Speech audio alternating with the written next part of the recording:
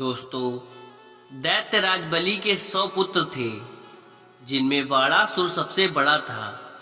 वाणासुर न सिर्फ आयु में ही अपने अन्य भाइयों से बड़ा था, अपितु बल, गुण और ओजस्विता में भी उन सबसे बढ़ चढ़कर था। उसके 1000 भुजाएं थी। वह परम शिव भक्त था और प्रतिदिन कैलाश पर्वत पर जाकर शिव के सम्मुख नृत्य किया करता था। अपने हाथों से विभिन्न वाद्य यंत्र बजाता और भगवान शिव को प्रसन्न करने की चेष्टाएं किया करता था। शिव प्रसन्न हुए और उससे वर मांगने को कहा। बोलो पुत्र, क्या वर मांगते हो? वाणासुर बोला, भगवान, मेरे मन में किसी दुर्बल को पीड़ित करने की अथवा देवताओं पर विजय प्राप्त करने की तनिक भी कामना नहीं है। यदि आप मुझसे प्रसन्न हो तो मुझे यह वर दीजिए कि आप मेरे नगर के रक्षक बन जाएं। इससे मुझे आपका प्रतिदिन सानिध्य प्राप्त होता रहेगा। तथा अस्तु कहकर शिव अंतर्ध्यान हो गए। अपने दिए गए वरदान के फलस्वरूप शिव और पार्वती कैलाश छोड़कर दैत्यपुरी सुड़ितपुर में आकर बस गए। वाणासुर की एक पुत्री थी जिसका नाम उषा था। वह मां पार्वती से संगीत की शिक्षा प्राप्त करने लगी। उषा यौवन काल की दहलीज पर पहुंच चुकी थी। एक दिन उसने शिव पार्वती को एकांत में रमण करते देखा तो उसके मन में वासना पैदा होने लगी।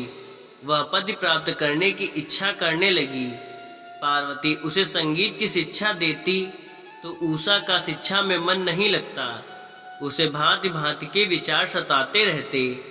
पार्वती उसके विचारों को समझकर बोली, क्या बात है उषा, आजकल तुम्हारा ध्यान कहाँ कहीं और अटका रहता है। मैं समझ गई, तू पति प्राप्त करने की कामना करने लगी है।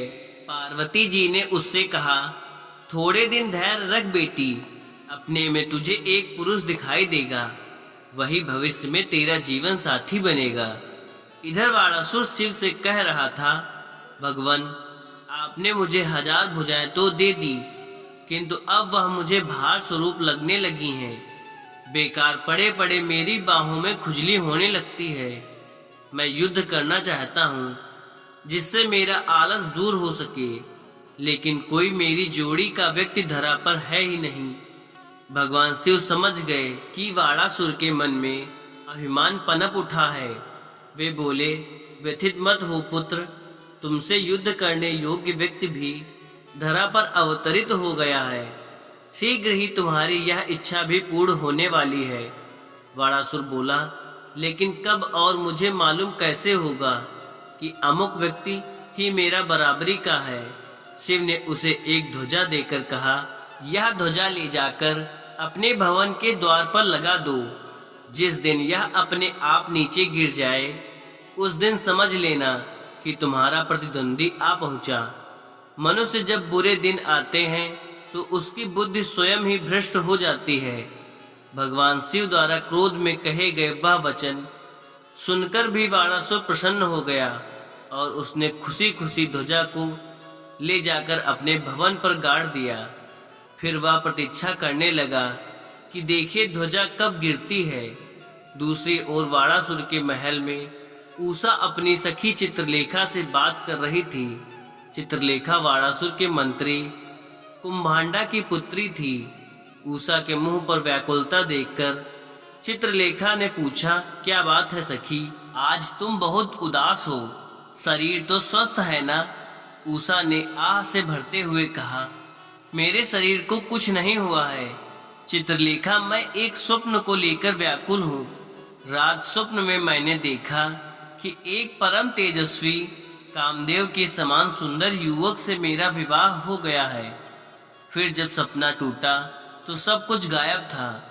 कुछ भी हो सखी, मैं तो तन मन से उस युवक को अपना पति मान चुकी हूँ। माँ भगवती ने भी मुझसे यही कहा था कि एक पुरुष तुझे स्वप्न में दिखाई देगा, वही तेरा पति बनेगा। तू मेरा एक काम कर दे। चित्रलेखा बोली, कहो राजकुमारी, तुम्हारा हर काम करके मुझे अतीव प्रसन्नता होगी। तुम काम तो बताओ। उषा बोली, तू तो चित्रकार है, अपनी कल्पना से कुछ ऐसे युवकों के चित्र बना जैसे मैंने तुझसे उस स्वप्न पुरुष के बारे में बताया है, फिर मैं उसे पहचान लूंगी। चित्रलेखा ने अपनी कल्पना के आधार पर चित्र बनाने आरंभ कर दिए और उन्हें उषा को दिखाने लगी। अंत में एक चित्र को देखकर उषा खुशी से चिल्ला उठी, यही है, बिल्कुल यही है सखी, यही युवक रात को मेरे सपने में आया था। चित्रलेखा चित्र को गौर से देखने लगी। मायावी दैत्य की पत्नी होने के कारण चित्रलेखा स्वयं भी बहुत मायाविनी थी। उसने अनिरुद्ध को पहचान लिया। अरे यह तो अनिरुद्ध का रेखा चित्र है सखी। अनिरुद्ध प्रद्युम्न का पुत्र है और श्री कृष्ण का पौत्र है। वे लोग द्वारिका में रहते हैं। उषा बोली, कुछ करो सखी, कैसे भी हो मुझे इस युवक से मिला दो। तुम तो स्वयं अच्छी मायाविनी हो। द्वारिका जाकर इस युवक को उठा लाओ। चित्रलेखा माया से द्वारिका पहुंची और सोते हुए अनिरुद्ध को बिस्तर समेत उठा लाई। सुबह जब अनिरुद्ध की आंखें खुली और उसने अपने सामने उषा व चित्रलेखा को बैठे देखा तो आश्चर्य से बोला, मैं कहाँ हूँ और यह कौन सी जगह है? तुम कौन हो? चित्रलेखा बोली, तुम इस समय सुरृतपुर में राजकुमारी उषा के अतिथि हो। यादव कुलनंदन, इन्हें पहचानो, कल रात तुम इनसे सपने में मिले थे। कुछ क्षण बाद ही अनिरुद्ध को तुरंत याद आ गया कि राजकुमारी उषा को उसने भी सपने में देखा था और स्वप्न में ही उन्होंने परस्पर विवाह किया था। उसने अनुरागमयी दृष्टि से उषा की ओर देखा। फिर चित्रलेखा दोनों प्रेमियों को वहां छोड़कर चुपचाप बाहर निकल गई। काफी दिनों तक उन दोनों का गुपचुप प्रेम चलता रहा। चित्रलेखा के अलावा कोई तीसरा व्यक्ति नहीं जानता था कि राजकुमारी उषा ने अनिरुद्ध को अपने अंतःपुर में रखा हुआ है। लेकिन ऐसी बातें छुपती ही कहाँ है। अंतःपुर के रक्षकों द्वारा एक दिन वाड़ासुर तक यह समाचार पहुंचा। वह क्रोध से भभकता हुआ वाड़ासुर अंतःपुर में दाखिल हो गया। उसने राजकुमारी से कहा, राजकुमारी, कौन है जिसे तूने अपने अंतःपुर में छिपा रखा है? शीघ्र बता, अन्यथा।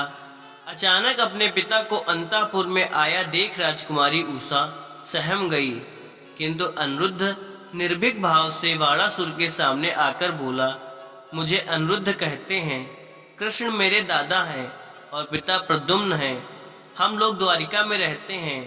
अनिरुद्ध की बात सुनकर वाड़ासुर तलवार लिए अनिरुद्ध की ओर झपटकर बोला, तो यादव है तू?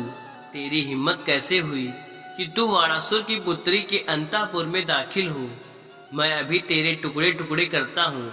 अनिरुद्ध बोला, मैं स्वयं नहीं आया दैत्यराज, लाया गया हूँ। यकीन नहीं हो तो अपनी पुत्री से पूछ लो।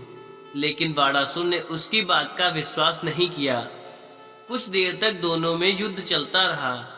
फिर वाड़ासुर ने अनिरुद्ध को बंदी बना लिया। अनिरुद्ध के बंदी बनाने की खबर नारद द्वारा द्वारिका पहुंच गई। यह खबर सुनकर यादवों में क्रोध भर गया। कृष्ण अपनी सेना सहित सुरृतपुर पर आक्रमण करने के लिए चल पड़े। यादव सेना और दैत्य सेनाएं आपस में भिड़ गईं। कृष्ण और वाड़ासुर में भयंकर युद्ध छिड़ गया। दोनों ओर से अनेक प्रकार के अस्त्र शस्त्रों का प्रयोग किया जाने लगा। वाड़ासुर के पुरपालक होने के कारण भगवान शिव भी अपने गढ़ों सहित मैदान में आ डटे। लेकिन कृष्ण के तीखे बाणों और सुदर्शन चक्र की मार से घबराकर दैत्य सेना भाग खड़ी हुई। शिवगढ़ भी पीछे हट गए और स्वयं शिव भी कृष्ण के अमोघ अस्त्र से बेहोश हो गए। फिर श्री कृष्ण ने अपने चक्र से वाड़ासुर की भुजाएं काटनी शुरू कर दी। उसकी भुजाएं कट कट कर जमीन पर गिरने लगी। पर तभी शिव की बेहोशी टूट गई। वे कृष्ण के पास पहुंचकर बोले, आपका चक्र अमोघ है, किंतु मैंने इसे अभय दान दिया है। मैं इसका रक्षक हूँ। आप वाड़ासुर का हनन न करें। भगवान शिव की बात सुनकर कृष्ण ने अपना चक्र झुका लिया।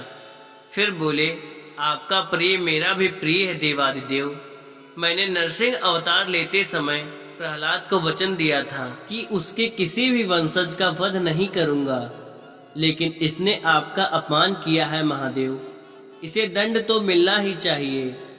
इसकी अधिकांश भुजाएं तो मैंने चक्र से पहले ही काट दी हैं, किंतु जीवन दान तो तभी मिल सकता है जब यह चतुर्भुज रहकर आपकी सेवा करे। यह कहकर श्री कृष्ण ने वाणासुर की शेष भुजाएं भी काट दी और 1000 भुजाओं में से उन्होंने सिर्फ 4 भुजाएं शेष छोड़ दी। फिर वाणासुर ने अनिरुद्ध और उषा का विवाह कर दिया।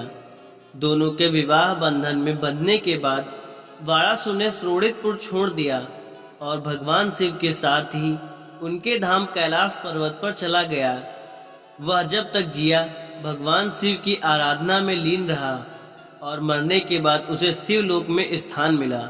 दोस्तों, अगर वीडियो अच्छी लगी हो तो एक लाइक शेयर जरूर करें और चैनल को सब्सक्राइब करना ना भूलें। धन्यवाद।